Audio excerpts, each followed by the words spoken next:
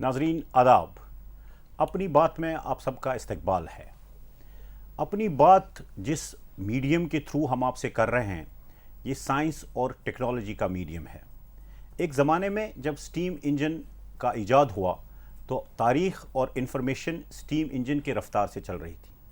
फिर एक ज़माना आया इंडस्ट्रियल रिवोल्यूशन का, फैक्सेस इजाद हुए, टेलीकॉम रिवोल्यूशन आया, तो ये तारीख़ और इन्फॉर्मेशन की जो रफ्तार है वो इसी हिसाब से चलने लगी, फैक्स के हिसाब से। आज का दौर इंफॉर्मेशन टेक्नोलॉजी का दौर है और आज इंफॉर्मेशन और जो बाकी हमारी तारीख़ है ये बर्क रफ्तारी के साथ at the speed of light चल रही है।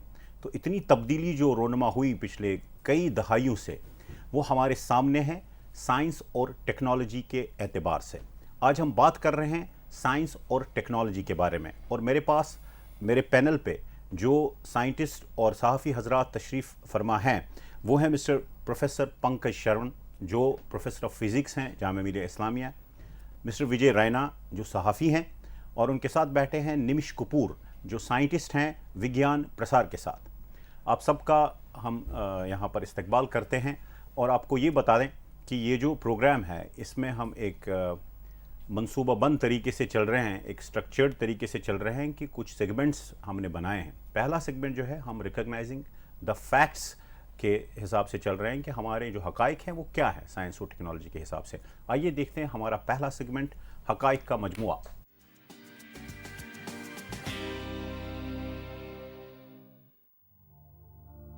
भारत में जदीद साइंस और टेक्नोलॉजी में तरक्की बड़ी हद तक साहिब बसीरत अशखास की मरहून मिन्नत है जिन्होंने अजीम इदारे बनाए। आज टेक्नोलॉजी पूरी शान के साथ तरक्की कर रही है और इसमें काफ़ी मौके हैं।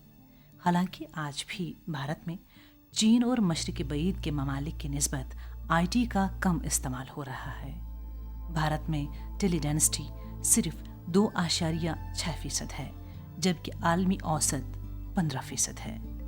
बैंडविड्थ का फुकदान, कम रफ्तार वाली लीज्ड लाइनों और गैर मौक़ा खिदमात चंद रुकावटें हैं जो कि आईटी सेक्टर की तरक्की में हाइल हैं।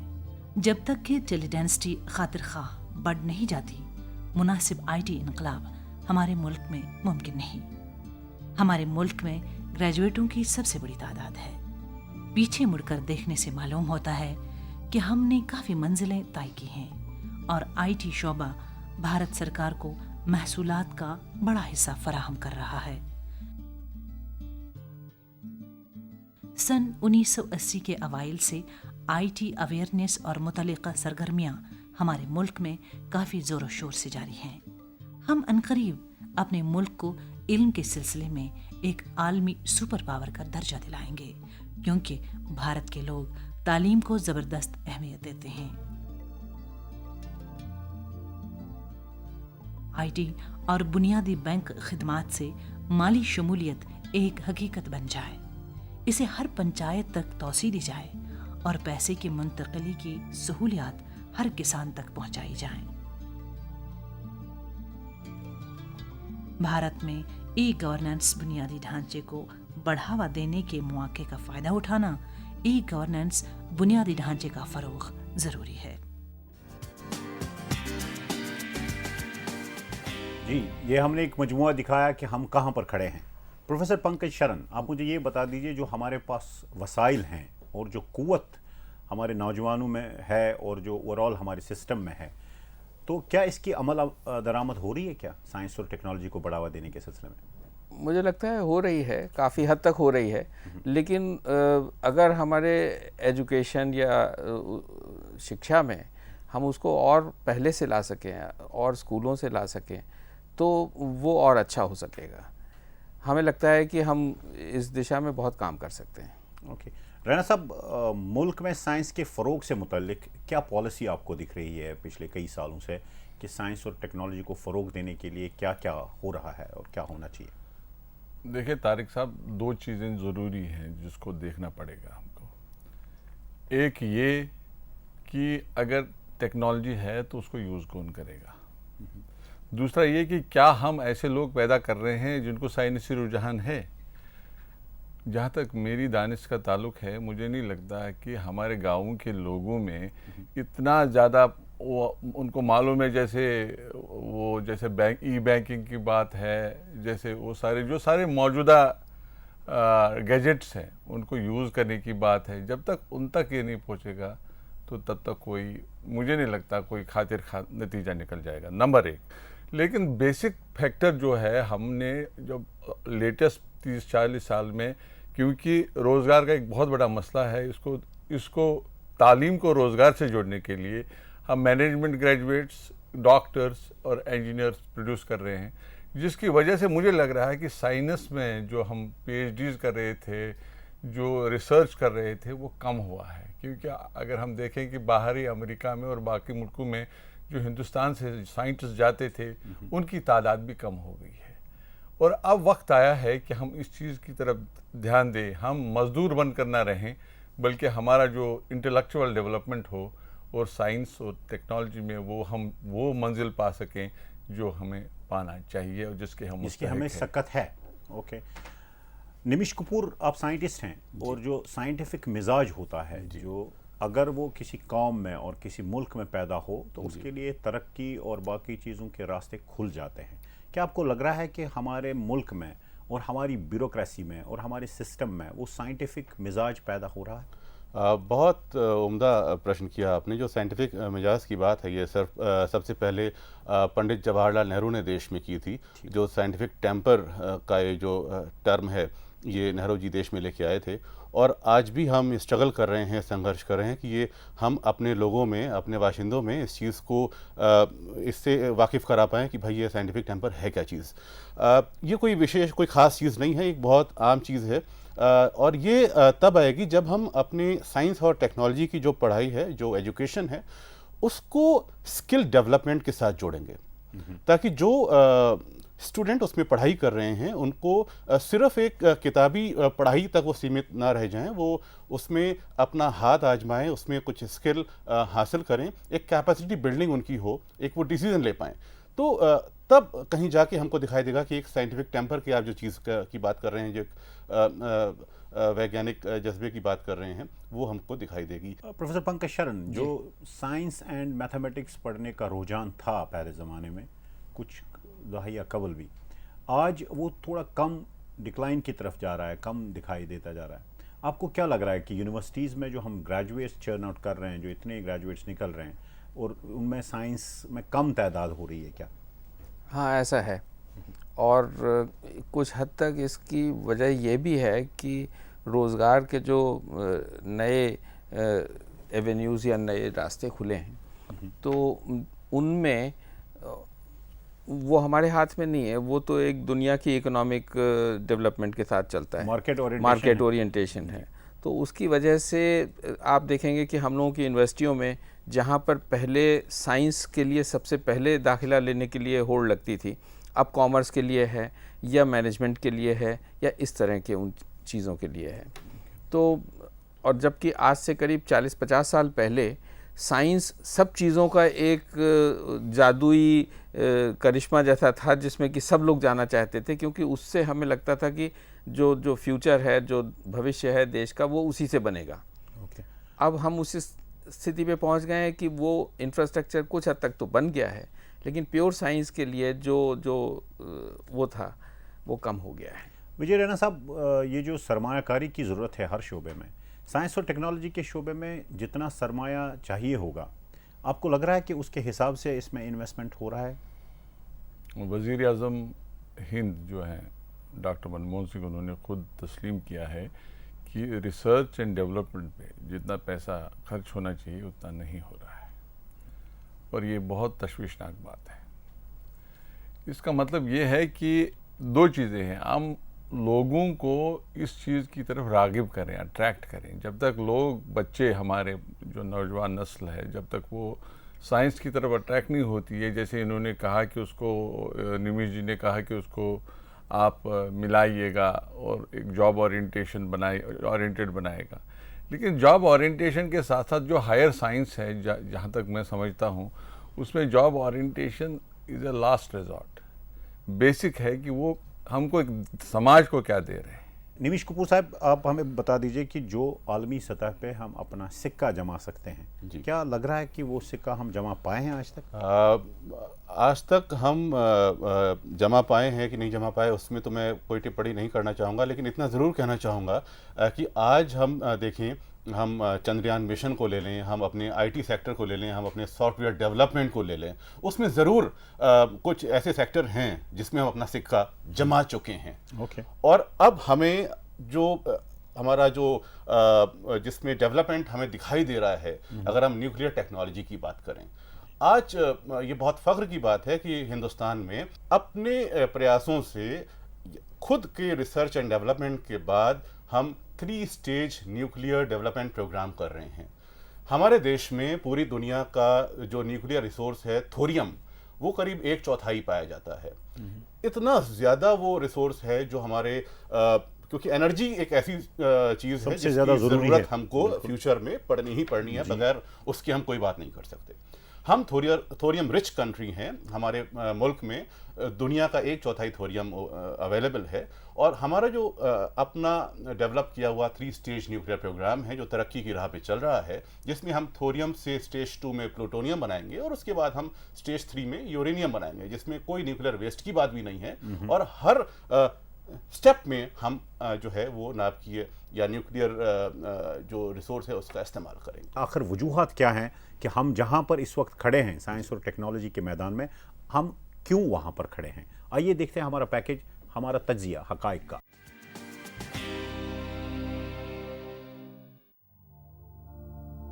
इंफॉर्मेशन टेक्नोलॉजी के फैलाव और कंप्यूटर खानदगी में इजाफे में खास रुकावट यह है कि इसमें काफ़ी सरमायाकारी की ज़रूरत है।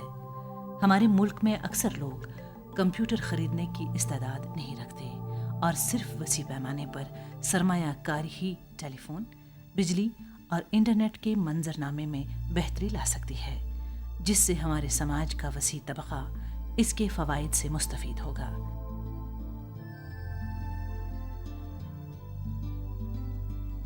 भारत में टेलीफोन डेंसिटी 10% से कम है, जबकि अमेरिका और स्वीडन में ये 60% से ज़्यादा है। एक मुद्दत से आलमी सतह पर भारत के कंप्यूटर माहिरीन की अहलियत को तस्लीम किया जाता रहा है और इनमें से बहुत अमेरिका, बरतानिया, ऑस्ट्रेलिया और दीगर तरक्की याफ्ता ममालिक में काफ़ी ज़्यादा उजरत पर मुलाजमतें कर रहे हैं। वो दौर तूफान से पहले सुकूत जैसा था। हालिया अमेरिकी स्लोडाउन और भारत के आईटी प्रोफेशनल्स की नौकरियों में कटौती, खासकर अमेरिका में, एक तरह से आईटी माहिरीन के जोशो जज्बे का जमूद का शिकार करने की कोशिश लगती है। लेकिन हालात इतने भी अबतर नहीं हैं। घरेलू कंपनियां जैसे ह्यूज सॉफ्टवेयर और विप्रो ने रवा माली साल में अच्छी कारकर्दगी दिखाई है, जो कि मार्केट तवक्कुआत से ज्यादा अच्छी है। आईटी की तकनीक पर मबनी मुमकिनात लामहदूद हैं, लेकिन भारत में इनके इस्तेमाल और इन्हें अपनाने के लिए होशमंद तर्ज अमल की ज़रूरत है, ताकि इसे कारोबारी अमल से जोड़ा जाए।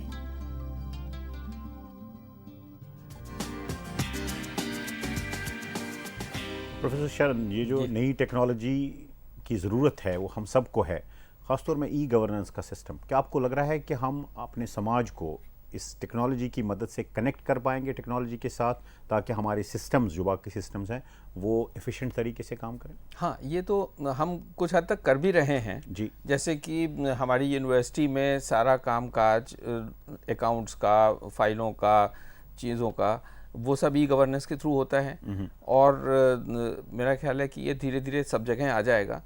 मुझे जो लगता है ज़रूरी चीज़ है वो ये कि हमारा जो माइंडसेट या सोचने का तरीका जो है वो थोड़ा बदलने की ज़रूरत है जी। और वो नई जनरेशन बड़ी जल्दी बदलती है। शायद उसमें इस वक्त जो फ़ैसला लेने की जगह पर हैं लोग, उनके माइंडसेट को बदलने की ज़्यादा ज़रूरत है। नई जनरेशन उसको बिल्कुल जैसे मछली पानी की तरफ जाती है उस तरह से ले लेती है। तो मुझे लगता है कि ई गवर्नेंस और उसके अलावा बाकी टेलीकॉम और नहीं, हम आपको बताएं, एजुकेशन में जितना इस्तेमाल इस इंफॉर्मेशन टेक्नोलॉजी का हो सकता है उतना हो नहीं रहा है। विजय रैना साहब, जो सख्त जो है ब्यूरोक्रेसी का रोल और फिर इंतज़ामी तर्ज़ अमल और फिर माली हद में जो मुश्किलात हैं गवर्नमेंट की तरफ से, गवर्नमेंट के सिस्टम्स की तरफ से साइंस एंड टेक्नोलॉजी को फ़रोग देने के सिलसिले में, आपको क्या लग रहा है कि क्या ये एक हिंड्रेंस है साइंस एंड टेक्नोलॉजी को बढ़ावा देने में? मुझे नहीं लगता है कोई हिंड्रेंस है सरकार की तरफ से।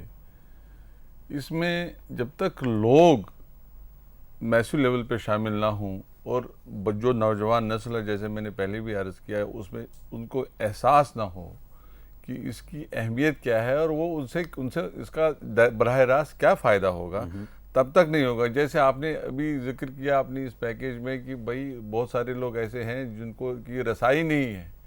अब 5,000 रुपये में टेबलेट अवेलेबल है, ऐसा भी नहीं है कि बिल्कुल लोग पहुंच नहीं सकते, मगर मकसद ये है कि क्या लोग, कितने लोगों को पता है कि टेबलेट है। जैसे इन्होंने बात करी थ्योरियम की, अब थ्योरियम जो है हमारी जो है साइंस टेक्नोलॉजी जो हमने जब मुझे याद है मैं उस डेलीगेशन का हिस्सा था जब भारत ने अमेरिका के साथ वो दस्तखत किए थे मुआहदे पर, जो ये हुआ था अपना सिविल न्यूक्लियर एग्रीमेंट, तो बहुत शोर हुआ था। अल्टीमेटली क्या होता है कि जब तक आप किसी भी चीज़ को लोगों तक न पहुंचाएं, लोगों को फ़ायदा ना हो, तो मुझे नहीं लगता उसका ज़्यादा फ़ायदा है। हम चांद पे जाएं या न जाएं तो आम आदमी को इतना ज़्यादा फ़र्क नहीं पड़ता। हमको ये फ़र्क ज़रूर पड़ता है कि अगर बिजली हो तो आपका टेबलेट चलेगा तो आपको ज़्यादा से ज़्यादा जानकारी होगी और आप में रुझान ओके। डेवलप मिस्टर होगा। निमिष कपूर, आप साइंटिस्ट हैं और हम ये जानना चाहेंगे कि जो नए शोबजात हैं, जो नए डिपार्टमेंट्स हैं, जो नई चीज़ें हैं साइंस में, एक तो हम ट्रेडिशनल जो साइंस का मतलब और साइंस के शोबों को हम आइडेंटिफाई कर चुके, कुछ ऐसी चीज़ें हैं जो बहुत जल्द अगर हम अडॉप्ट कर लें तो हम साइंस की दौड़ में जो वर्ल्ड में लगी रही है उसके साथ अपने शाना बशाना हो सकते हैं, हम कदम से कदम मिला सकते हैं। क्या चीज़ें हैं वो और क्यों नहीं हम उसके साथ? सबसे उसमें बहुत जो ज़रूरी चीज़ है जो अभी यहाँ बात भी हो रही है, ई गवर्नेंस, और उसी का एक हम कहेंगे कंपोनेंट है जो information communication technology ICT sector. उसमें बहुत स्कोप दिखाई दे रहा है देश में, और इसमें ट्रेनिंग्स की भी ज़रूरत है, पब्लिक पार्टिसिपेशन की भी ज़रूरत है, और एक बहुत ग्रासरूट लेवल तक उसको पहुंचाने की ज़रूरत है। हमारा जो एक मछुआरा जो समुद्र में मछली पकड़ने जाता है उसके पास भी मोबाइल है, और हमारी वेदर फोरकास्टिंग की जो इन्फॉर्मेशन है जो वो उस तक पहुंच रहे हैं कि नहीं पहुंच रहे हैं, वो उसको हमें एक देखना होगा कि वो उस एंड तक जा रहे हैं कि नहीं जा रहे हैं। प्रोफेसर पंकज शरण, ये जो पैटेंट्स का सिलसिला है वर्ल्ड ओवर, जो आप इनोवेशंस कितना कर रहे हैं, आपका कितना रिसर्च एंड डेवलपमेंट है और आपने कितनी इन्वेंशंस की है, नई इजादात जिनको हम बोलते हैं, उसमें रुझान ज़रा हमारा कम है हमारे मुल्क की बहुत तरफ से। कम है। जी। और मुझे लगता है कि पता नहीं, मैं चूँकि एजुकेशन से जुड़ा हूँ, मुझे लगता है हमारी जो हम पढ़ाते हैं बच्चों को उसमें कहीं पर एक खामी है जी। और वो इस तरह की है कि हम बच्चों को नई चीज़ें अपने आप ढूंढने की वो नहीं करते। हमारी कल्चर में ऐसा है कि जो गुरु ने कहा वो शिष्य ने आंख मूंद करके मान लिया, और इस कल्चर की वजह से स्टूडेंट्स जो होते हैं वो अपनी राय नहीं कायम कर पाते। वहीं पर हम साइंटिफिक टेम्पर की बात कर रहे हैं कि जब तक वो तैयार नहीं होगा, वो मिजाज। एक बड़ी कमज़ोरी है हमारे सिस्टम में, क्योंकि हमारे बच्चे खुद मुख्तार नहीं होते हैं। शायद हमारे ही देश में ऐसा होगा कि 25-26 साल तक माँ बाप जो है बच्चे को सपोर्ट करते रहते हैं, जबकि और जगहों पर वो 15-16 साल होने के बाद वो खुद अपना कमाने खाने और खुद इंडिपेंडेंट होने की कोशिश करता है। या उनमें हम अपने बच्चों को एडवेंचर स्पोर्ट्स में जाने की वो नहीं देते, बहुत ज़्यादा प्रोटेक्टिव हैं, बहुत ज़्यादा उनको बचा करके संभाल के रखते हैं। तो कहीं पर हमें बहुत गंभीर तौर से, बड़ी सीरियसली, बड़ी मतलब उससे सोचना होगा संजीदगी से। बिल्कुल कि एजुकेशन के स्ट्रक्चर में, उसके बनावट में ही कहीं पर हमसे गलती हो रही है। एक साइंटिफिक अप्रोच की ज़रूरत है। तो ये जो अप्रोच है ये हमारे विजन में आना चाहिए कि हम विजन को न सिर्फ एक आर्ट समझे बल्कि इसको एक साइंस समझे। तो आप देख लीजिएगा हमारा नया सेगमेंट जो है, विजन क्या होना चाहिए, हमारे अहदाफ और टारगेट्स क्या होने चाहिए। देखिए हमारा ये पैकेज।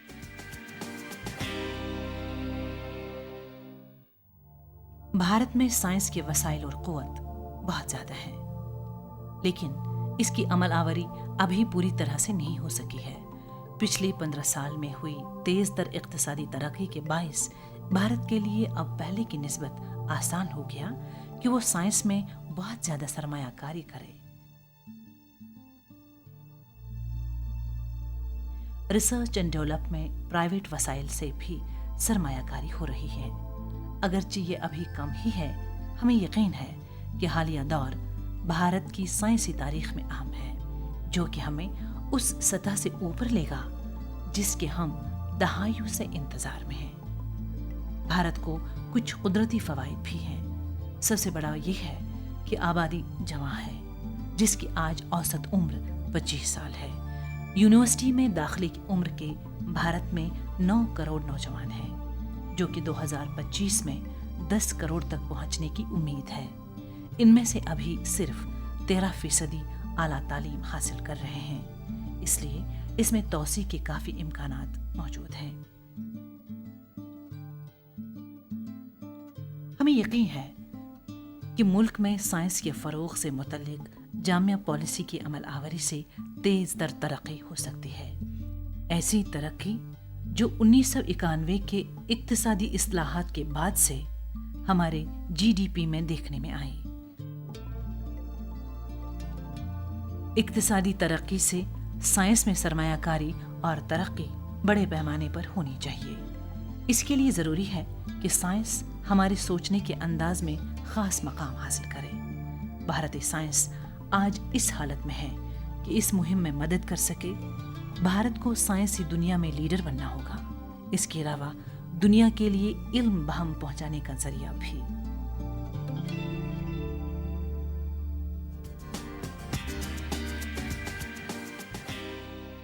जी, एक ऊंची सोच बहुत ज़रूरी है और हम आपसे जानना चाहेंगे कि क्या मनसूबाबंदी होनी चाहिए साइंस और टेक्नोलॉजी में आगे जाने के लिए, अपने कदम जमाने के सिलसिले में। इनोवेशन जो है उसको रिवॉर्ड करने की ज़रूरत है। हमारे यहाँ अगर कोई नया पेटेंट बनाता है, कुछ करता है, तो उसको उतना प्रोत्साहन या उतना उसको हौसला अफजाई नहीं मिलती है। वो एक चीज़ है जो करनी चाहिए। विजय रैना जी, विजन क्या होना चाहिए? देखिए, भारत ने एक कोशिश की, एम्प्लॉयमेंट जिससे जनरेट हुआ और India became the IT hub of the world. इसने साफ जाहिर किया कि जिस चीज़ में आप अपना वसाइल यूज़ करेंगे तो उसमें आपके रिजल्ट्स मिलेंगे, और आज रिजल्ट्स आपके सामने हैं। लेकिन सवाल ये है कि हमारे, जैसे प्रोफेसर साहब ने कहा कि हमको सब सरकार पे है, सरकार ही सब कुछ करेगी। इंडस्ट्रियलिस्ट जो भी है वो जो आएगी तो उसको जो सरकार दे देगी उसका फ़ायदा उठाएगी। खुद उसको रिसर्च एंड डेवलपमेंट में कितना खर्चा करते हैं, ये तो बहुत बड़ी बात है। दूसरी बात ये है कि जब तक सिर्फ आईटी सेक्टर ही हमारे को मदद नहीं कर सकता। ये सिर्फ एक चीज़ है, एक ये सिर्फ एक small part of the whole gamut है जी। और चीज़ें जो हैं, जैसे biotechnology is a very big area upcoming, और उसमें स्कोप भी बहुत ज़्यादा है। निमिष कपूर साहब, ये मुझे बता दीजिए कि क्या आपका साइंसी विजन क्या है आपका, क्योंकि आपका विजन ज़्यादा मायने रखता है हमारे लिए, scientific vision about science and technology. देखिए, ये साल 2013 एक बहुत अहम साल है, जब हमारे सबसे पुराना जो इंडियन साइंस कांग्रेस है उसका 100वां अभी कॉन्फ्रेंस जो है वो ऑर्गेनाइज हुआ जनवरी में, जिसमें हिंदुस्तान के राष्ट्रपति ने ये स्पष्ट शब्दों में कहा कि आखिर क्या कारण है कि हमें रामन के बाद नोबेल प्राइज़ नहीं मिला। तो उनका ये अल्फाज बहुत कुछ बयां करता है, और साथ में उन्होंने साइंस को इकोनॉमिक सस्टेनेबिलिटी से भी जोड़ा। साइंस और टेक्नोलॉजी की तरक्की के लिए उन्होंने पब्लिक प्राइवेट पार्टनरशिप की भी बात की, और हमारी हाल ही में एक जो साइंस टेक्नोलॉजी पॉलिसी हमारे प्राइम मिनिस्टर ने रिलीज़ की, उसमें भी हमारे यूथ को बहुत ज़्यादा इंथुजियाज़म बढ़ाने की बात है, और एक पार्टिसिपेशन की बात है कि हमारा stake holder science and technology के डेवलपमेंट में पार्टनरशिप करे, उनको हम साथ में लेके आए। प्रोफेसर पंकज कि जो हमारे पीएचडीज वगैरह जो निकलते हैं, उनका जो हमारे अपने मसाइल हैं, जो हमारे यहाँ पर एक लोकलाइज्ड चीज़ें हैं, वो उसकी तरफ ध्यान क्यों नहीं दे रहे हैं? हमें लगता है कि उसमें कहीं पर वही बात आती है कि इनोवेशन की कमी है। दूसरी ये कि कॉर्पोरेट सेक्टर का इन्वेस्टमेंट नहीं है, सरकारी स्कॉलरशिप्स हैं। हमारे ज़्यादातर साइंटिस्ट जो रिसर्च हो रही है उसी को आगे बढ़ा रहे हैं, लेकिन एकदम नई चीज़ जो है उसको हम नहीं कर पा रहे हैं। और कहीं पर हमारे मैनेजमेंट में ये परेशानी है कि हम इनोवेशन के लिए, देखिए साइंस में रिसर्च करने में 100 चीज़ें ट्राई करने पर एक चीज़ कामयाब होती है जी। जबकि हमारे 3 साल के जो रिसर्च प्रोग्राम्स होते हैं उसमें कहा जाता है आप पैसा आते आते 1 साल लग जाता है और आप 1 साल काम करके और तीसरे साल तक उसकी रिपोर्ट जमा करते हैं जी। तो ये चीज़ें साइंस प्रिडिक्टेबल नहीं होती। कोई भी डिस्कवरी जो है वो एक अनहोनी चीज़ होती है, बिल्कुल सही। और उसके लिए एक रिस्क की ज़रूरत होती है। हम लोग रिस्क नहीं लेते, हम लोग कोई जोखिम नहीं उठाना चाहिए। जी बिल्कुल, पूरी दुनिया में इंफॉर्मेशन टेक्नोलॉजी की तरह बाकी जो साइंस और टेक्नोलॉजी के शोबे हैं वो एक इंडस्ट्री की तरह उभर रहे हैं, और हमें साइंटिफिक अंदाज में जो है इन बाकी चीज़ों पे जो जिन पे काम नहीं हुआ है या जिन पे काम होना चाहिए उन पे काफ़ी तेज़ी से पढ़ना चाहिए, क्योंकि हमारे मौक़े काफ़ी हैं और हमारे वसाइल भी हैं हमारे पास। आपका बहुत बहुत शुक्रिया, और आपका भी बहुत बहुत शुक्रिया। हमें दीजिए इजाज़त।